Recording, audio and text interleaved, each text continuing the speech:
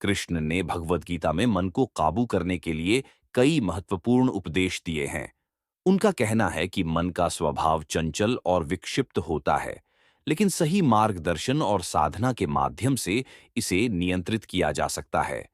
गीता के विभिन्न श्लोकों में श्री कृष्ण ने मन को काबू करने के उपायों की व्याख्या की है, जो व्यक्ति के मानसिक संतुलन और आत्मनियंत्रण के लिए अत्यंत महत्वपूर्ण है। इस लेख में हम श्री कृष्ण के इन उपायों को विस्तार से समझेंगे। 8 योग द्वारा मन को नियंत्रित करना, ध्यान योग और कर्म योग। श्री कृष्ण ने गीता के अध्याय 6 ध्यान योग और अध्याय 3 कर्म योग में मन को नियंत्रित करने के महत्वपूर्ण उपाय बताए हैं। वे कहते हैं, योग कर्म सुकौशलम, कर्मों में दक्षता ही योग है।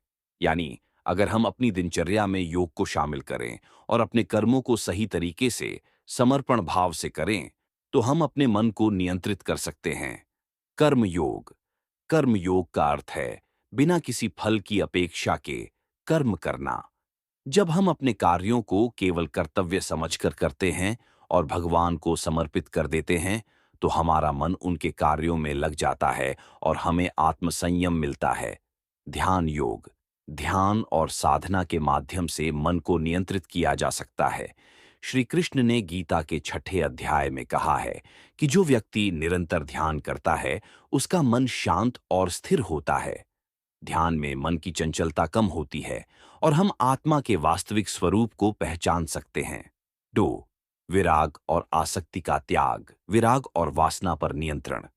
श्री कृष्ण ने गीता में कहा है कि मनुष्य को अपनी इच्छाओं और वासना पर नियंत्रण रखना चाहिए।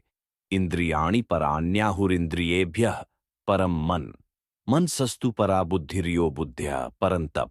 गीता 3.42। इस श्लोक का अर्थ है कि इंद्रियां मन से और मन बुद्धि से उच्च है। जब मनुष्य अपनी इंद्रियों की वासनाओं को नियंत्रित करता है, तब उसका मन शांति और संतुलन में रहता है। 5वां स्वधर्म और उद्देश्यपूर्ण जीवन, धर्म और उद्देश्य का पालन। गीता में श्री कृष्ण ने स्वधर्म और उद्देश्यपूर्ण जीवन जीने की बात की है। उनका कहना है कि अगर हम अपने जीवन को सही उद्देश्य से जीते हैं और स्वधर्म, जो हमारी प्रकृति के अनुसार है, का पालन करते हैं, तो हमारा मन संतुष्ट और शांत रहता है। जब हम किसी उद्देश्य को प्राप्त करने के लिए कार्य करते हैं, तो हमारे मन में उत्साह और ऊर्जा बनी रहती है। श्रेयो। गीता 3.35 का अर्थ है कि अपने स्वधर्म, कर्तव्य का पालन करना सर्वोत्तम है। इसका पालन करते हुए व्यक्ति का मन संतुष्ट होता है और वह मानसिक अशांति से बचता है। 6 प्रकृति और संयमित जीवन शैली।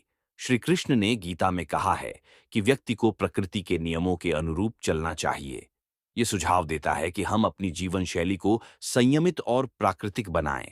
एक संयमित जीवन जिसमें पर्याप्त नींद, स्वस्थ आहार, नियमित शारीरिक गतिविधि और मानसिक विश्राम शामिल हो, मन को संतुलित रखने में मदद करता है। निष्कर्ष। भगवद गीता में श्री कृष्ण ने मन को काबू करने के अनेक उपाय बताए हैं, जैसे कि कर्म योग, ध्यान योग, भक्ति योग, आत्मनियंत्रण और स्वधर्म का पालन। यदि हम इन उपदेशों का पालन करते हैं, तो हमारा मन न केवल शांति और संतुलन में रहेगा, बल्कि हम अपने जीवन में भी एक उच्च उद्देश्य को प्राप्त कर सकेंगे। गीता के ये उपाय जीवन के हर पहलू में मानसिक नियंत्रण और स्थिरता प्राप्त करने में सहायक होते हैं और यह हमें आत्म साक्षात्कार की ओर मार्गदर्शन करते हैं।